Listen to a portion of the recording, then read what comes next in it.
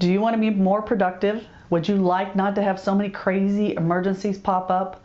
Well, we're going to talk about how to plan your life and your practice to make sure that doesn't keep happening to you. So come back right soon.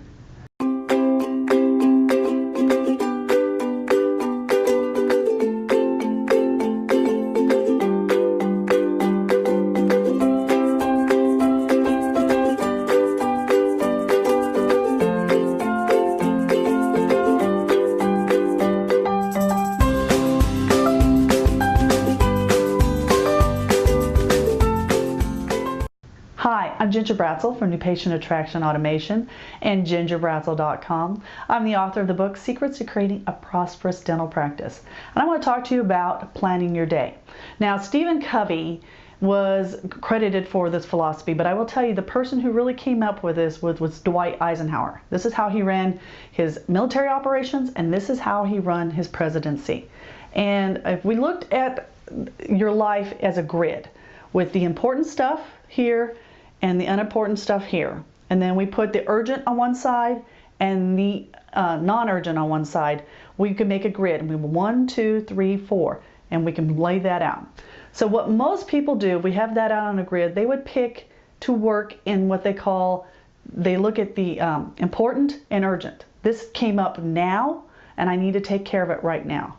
But Dwight did not believe that's where you should be operating. If you're operating in that, it's a high stress zone. It means you didn't do your work. You didn't do stuff when you're supposed to have done.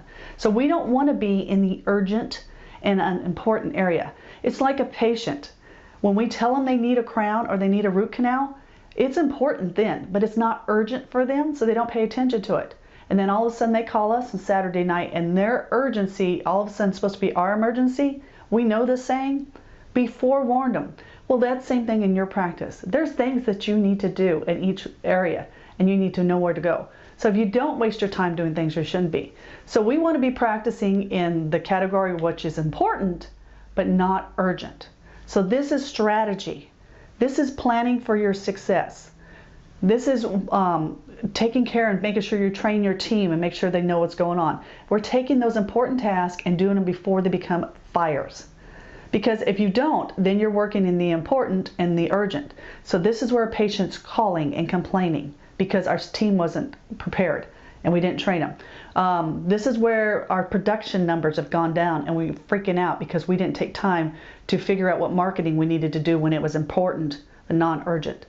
So I want to keep you out of the important and urgent quad. That's not where to operate. It's stressful. It will tax on you, and it is not fun. So I want you to go back right now in your schedule and your life, and I want you to list everything you need to do. And I want you to see if it's important and urgent or non-urgent. And so I want you to address it in the appropriate time. So if it's non-urgent, we're going to get to it before it becomes urgent. And those other things, we're going to whittle them down because we don't want fires coming up all the time. It's crazy what we do in our lives. Don't invite craziness in. And you will have a lot more stress-free days, and you will be a lot more productive. This is what highly efficient people do. So go back and put a new mantra on your board. I am only going to work on the important and the non-urgent. And if it's not important and it's not urgent, you should not even be touching it. It should be delegated off to somebody else.